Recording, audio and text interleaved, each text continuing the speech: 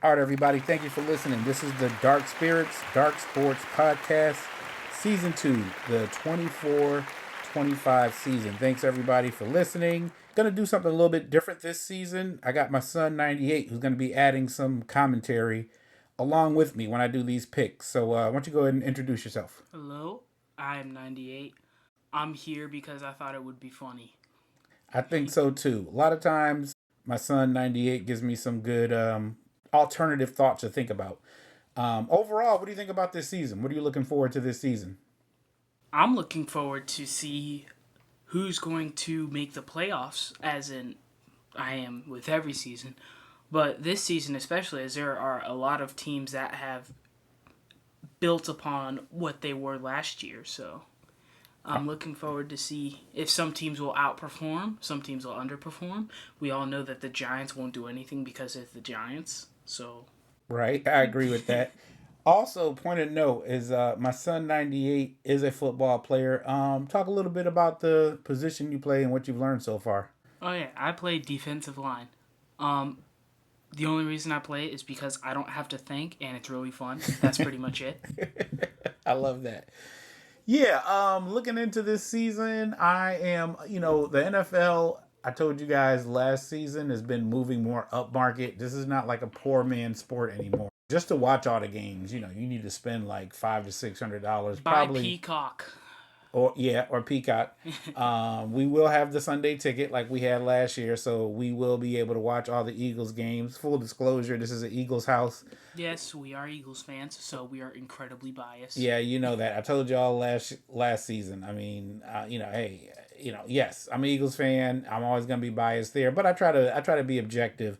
Also, it's expensive sport to watch or to go to even more so, but what I'm looking forward mainly to this season is seeing if the Kansas City Chiefs can three-peat, which nobody's done in a long time. Oh yeah, nobody's done it ever. Ever? No one's done it ever. Oh wow, I thought somebody got close. The odds are that they will. I mean, I checked the odds at Vegas, and I mean they're favored to win the Super Bowl. I think it was like plus 500 as of today. I mean, still a big risk. Followed by the San Francisco 49ers, followed by the Baltimore Ravens, which is interesting because we're going to give our thoughts on that coming up. But yeah, I'm looking forward to seeing if the Chiefs can repeat. I'm looking forward to the Eagles hopefully going back to the Super Bowl at a very minimum, winning the NFC Championship. You got anything else you want to add before we jump in? No, let's get into the podcast and the games we'll be covering. All right, so the first game that we're going to be talking about is the season opener, which is Thursday, September 5th. Ravens at Chiefs. Coincidentally, isn't that the day of your first game, or is it a scrimmage? It was the day of the first game. This is a potential Super Bowl preview, which is big, especially for a season opener. I think so.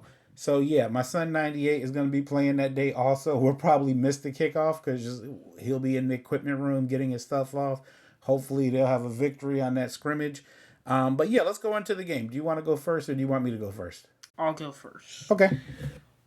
I personally believe that the Ravens are going to win this game because of the addition of Derrick Henry, the banning of the hip drop tackle rule, which is very big, especially for Hall of Fame power runner like Derrick Henry.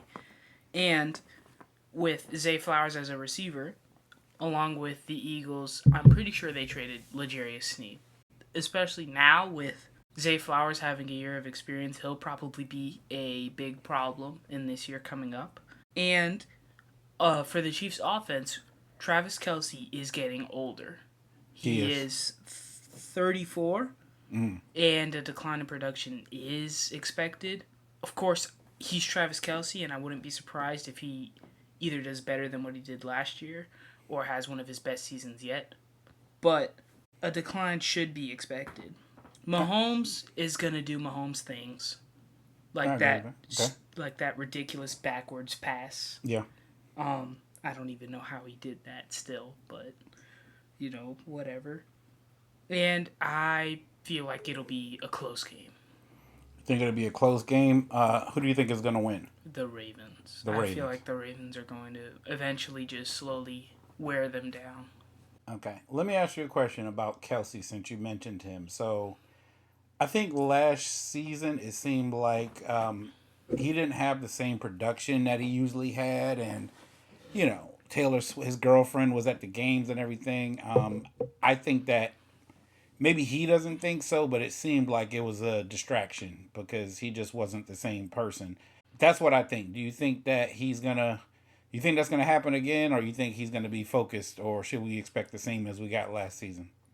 Actually, I feel like we should expect him to be more focused because now he's been with Taylor for a decent while. Okay, so it's not as new. He's It's not not, all like, "Oh, I'm in love. I want to just yeah, okay, yeah, probably." Do you think this is Travis Kelsey's last season? very likely. That's an If interesting thought. if the Chiefs don't win this Super Bowl, I feel like he'll come back for one more, and if they do, I feel like he'll retire. Yeah, because I just think that Travis is not getting any younger. He's achieved everything he wanted to achieve. I mean, he's going to be in the Hall of Fame, and he's got other stuff he's planning on doing. Also, he seems to be like a smart guy. Like he's not going to just stay on the field and get pounded for the rest of his career. So I don't know. Just as an aside from that, I think that he might retire at the end of the season. All right, so now let me chime in with what I think. Ravens at Chiefs. So this is a rematch of the AFC Championship game that I went to. Actually, me and my wife did. We went to Baltimore. My son, 98. You were sick. I remember you were sick as a dog, and I remember it was the day of the game, and you were in bed. We were giving you Theraflu, and I was like, let me know if you think you can make it, or if you think you can't, and you were like, I can't. So you watched this game from the hotel room, and we were there. For the people who follow my channel, I actually posted a recap of the video that I took there, so go back and look at the older videos. You'll see one in there. One thing I noticed in that game when I was there is that something different is that Lamar wasn't scrambling as much as he usually does, and I think that was part of the reason that they lost, in the sense that they became very predictable. I think with Lamar running around like he used to do, then I think they would have had a better chance to win. But I mean, the coach probably had a reason for doing that. Maybe he just wanted to rely more on the traditional running game. This was a very close game. I mean, probably the key play in this game was when L'Jarius Sneed forced that fumble, which was just at the beginning of the fourth quarter. And I think that kind of changed the momentum in the game. I think the Ravens were deflated after that. That game was a very defensive oriented game. And I say that is because, like I just mentioned, and 98 mentioned, they don't have L'Jarius Sneed anymore. I don't think the Chiefs would have went to the Super Bowl without L'Jarius Sneed. He made key plays, not just in that AFC Championship game, but in the games before that and in the Super Bowl. So I'm kind of wondering, the Ravens defense is pretty much intact. Chiefs defense, I mean, we're gonna have to wait to see if they're gonna be the same. People said that something similar when Tyreek left. They were like, "Oh, they don't have anybody to throw to." So maybe they'll do something different, and maybe they got something up their sleeves. In this game, the Chiefs are slightly favored, probably just because they're the defending Super Bowl champs. What I'm thinking about this game is that this is a game that the Ravens probably know like they should have had. And I think that with the new people they've added on Baltimore, they're going to be looking to prove something. They're going to go to Arrowhead. They're going to be fired up. They got their new toys. It's going to be a revenge game. Then also, I'm going to factor in like the Super Bowl slump, which always happens sometimes when people come off the Super Bowl. So you have a fired up, mad Ravens team at Arrowhead. And I remember Detroit beat the Chiefs at Arrowhead at the beginning of the last season. Yeah, I remember Chris Jones didn't play that game because he was doing his contract, and Kelsey didn't play that game. The Chiefs are slightly favored here, but I'm going to go for the upset here. I'm going to go for Baltimore in this game to win, just because of the reasons that I said. I think that they have probably a better team than they had last season with Derrick Henry, and I think they're going to be looking to prove something. So that's my take for Ravens at Chiefs. We're going to move on to the next game, which is going to be Packers at Eagles. Okay, Packers at Eagles. 98 went first last time, so I'm going to go first this time. Packers at Eagles. This is an Eagles house. Man, the Eagles underperformed last season. And I remember, if you listen to the podcast, I was saying, well, I mean, the offense looks suspect, but they're winning, so I'm not going to say anything. And, I made some money off of them games. The Packers. So they lost the NFC Championship game. That was a game that they had under control, but for some reason, they just let it slip away. They blew it. Of course, Ayuk did that crazy, crazy catch that kind of turned the tide of the game, I think. Now on the Packers, everybody's in love with what's his name? Jordan. Yeah, Jordan Love. I'm not sold on Jordan Love. I'm not. I know people want him to be we had Favre and then we had Rod. I saw him play. I think he's doing good, but I don't think he's at the level that people are putting him at. Yes, they beat the Cowboys. I remember that's when the playoffs started. That was hilarious. That was hilarious. However, with the Cowboys, I mean, they have a history of losing to teams that they should beat. So I kind of was like, okay, this is just the Cowboys being the Cowboys. I'm not sold on Jordan, and they don't have any Aaron Jones anymore. They do have Josh Jacobs. Josh Jacobs is washed. He's not that good anymore. I mean, if he has a season where he can revert back to his rookie self, where he's actually breaking tackles and not just folding whenever he comes under pressure, he'll be good. Yeah. But what I'm thinking is that Josh Jacobs is new to that offense. So he has to learn the offense. He has to learn the personnel, so forth and so on. So I don't know about that. Eagles, they picked up Saquon Barkley. That's going to give them a lot of RPO options. They picked up Jahan Dotson from the Commanders. They still got A.J. Brown. They still got Devontae Smith. I think that in this game, the Eagles are slightly favored. This game was billed as Packers at Eagles, even though it's in Brazil. But, I mean, I got to go for the home team. I got to go for the Eagles in this game. So that's my pick, Packers at Eagles.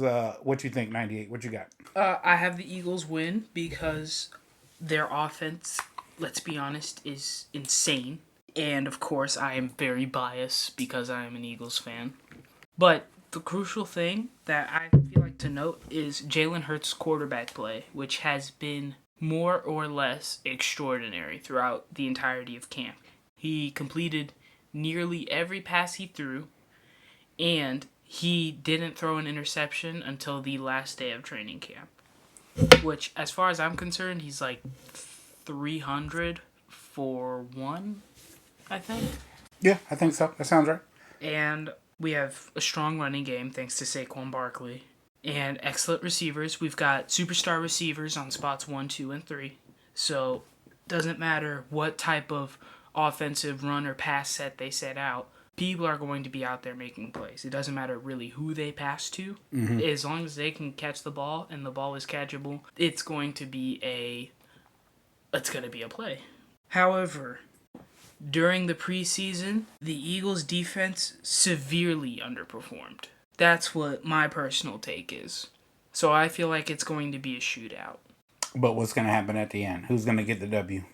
I feel like the Eagles have more weapons. I agree with that. They've got a more high-powered offense, so I feel like eventually they'll pull away. I agree. All right, so we both are going for the Eagles in this game just because it just seems like a better team. On paper anyway, but they got to play the game. That's what we got for that game. Moving on to the next one, Pittsburgh at Atlanta. Pittsburgh at Atlanta.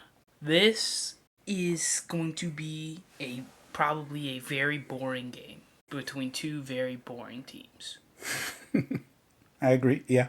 Because let's start off with the Steelers. George Pickens is going to be a problem, as always, but I do feel like the Falcons are going to win this game because of Kirk Cousins and Drake London, along with a strong running game in Bijan Robinson, and all that coupled together, along with Pittsburgh's unremarkable quarterback room with Russell Wilson and Justin Fields, which is, I don't know what you guys think, but that is not very good. And I feel like Najee Harris is going to be getting a lot of carries in this game. Probably. That's what I feel like. Probably. They're going to feed him the rock. They're going to feed him the rock because he could take pressure off of the passing game. You know, Russell Wilson is uncertain. Their offense is probably going to be less of a spread offense and more of like a wing T sort of. That's what I feel like. All right, so who you going for in this game?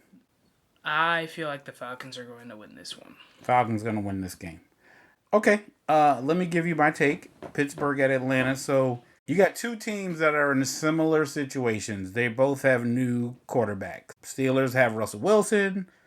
Atlanta has Kirk Cousins. Like 98 mentioned, they have weapons. Russell has some people to throw to, and they have a running game.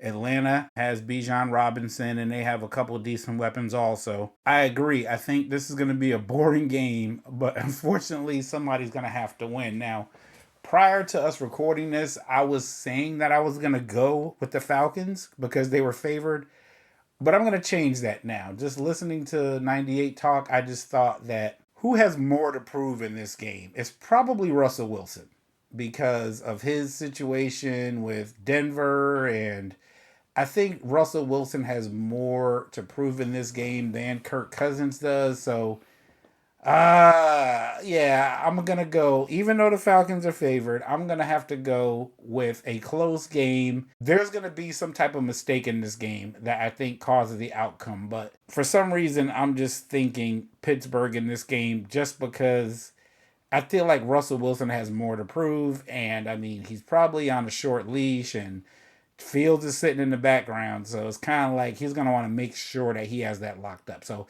I'm going to go against 98 on this one and just say, for those reasons, yeah, I'm going to go Pittsburgh on this, and next week we'll see who was right or who was wrong. Man, you weird. I know. But, like, I don't like to just go by the pick sheet. It's just a lot of times I'm right. So that's what we got for this game, and we're going to move on next to the final game. Okay, so my son, 98, is going to lead in with this game. This will be Monday Night Football, Jets at 49ers. Go ahead and take it. So, first of all, San Francisco's going to win. I don't think that's a surprise to pretty much anybody. And the thing is, it depends on really how badly the Jets will lose for me. Okay. Because if Aaron Rodgers stays healthy, then it'll be probably a close game and a shootout. But if his Achilles decides to evaporate and exit stage left, 4 snaps into the season again, it's going to be a blowout. A blowout. Wow. Okay. The one thing that is against San Francisco truly in this game is the fact that they don't have Trent Williams, which means Quinnen Williams might be able to get into the backfield more and cause some pressure and maybe force a mistake. Okay. And Sauce Gardner might also just start playing even better than he already has. Sauce. Yes. But the Jets, I feel like the Jets will be worn down throughout 4 quarters of going against Brock Purdy, Deebo Samuel, George Kittle, Christian McCaffrey, Brandon Ayuk. They have a frankly ridiculous amount of weapons. They do. But I feel like the Jets just would not be able to hold them off, and it would be a similar situation with the Packers and Eagles where one team would just slowly start to pull away. Okay. So it's funny you said that because I'm looking at the odds, and you were saying that it's more about how much they're going to lose by. The spread on this is only 3.5, which means that it's almost an even game, but 49ers are slightly favored. So let me pick up where you left off about my thoughts on this game. The first thing I thought about this game was last season, Hard Knocks. So my son was playing football. This is the first time he watched Hard Knocks. I introduced him to Hard Knocks, and he saw the Jets that were out there. And, I mean, they were pretty much just like getting their Super Bowl ring size before the season started, right? They were pretty much like, oh, yeah, okay, yeah. And everybody, enthusiasm was through the roof. It was more just like, okay. And I was telling 98, I was like, well, it's kind of like a jinx sometimes to be on Hard Knocks because it's like when the expectations are set that high, most of the time it's very hard to live up to that. Of course, nobody could have predicted, but him running out on the field September 11th and just making in a couple plays, it was just kind of like, man, I hated to see that, but at the same time, it was kind of like, man, okay, I'm not surprised. Like 98 said, I think they just have way more firepower. You have 49ers probably coming off a Super Bowl where they figured they should have won. I mean, the 49ers had a better team than the Chiefs in that game. But, that's the thing about championship teams. They find ways to win, even when it's like on paper we should lose. Aaron Rodgers on that Achilles. I don't know if he played a lot during the preseason. Did he play a lot during the preseason? I think he played maybe a quarter maximum. So I mean, I still don't know.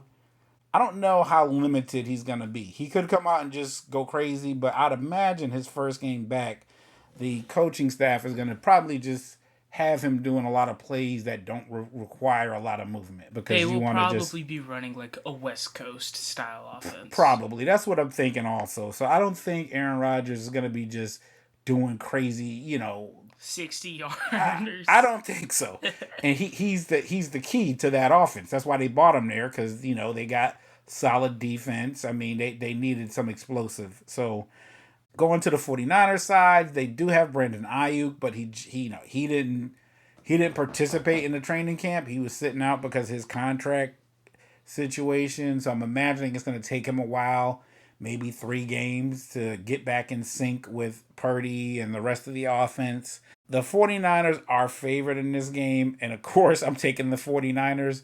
I think that the spread should be more than what it is. I think this is going to be it's Jets at 49ers. I don't know why people are giving the Jets so much juice on this. I don't see it. I'm going to put a little sauce in my prediction just to make it.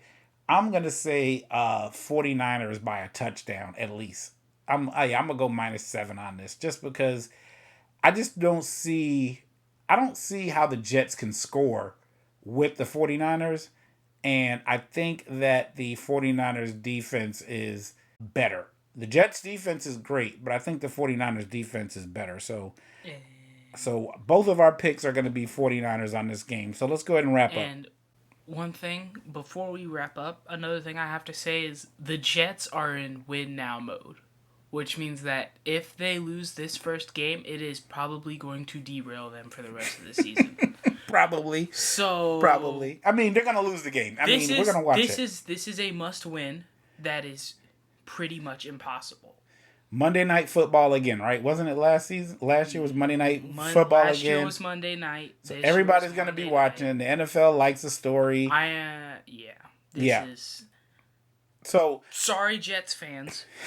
No, we don't got to be sorry. You make your own podcast. You say what you want to say. So let's go ahead and wrap up. So on the wrap up, Ravens at 49ers. Who you got? You're talking about. I'm sorry, Ravens at Chiefs. Who you got?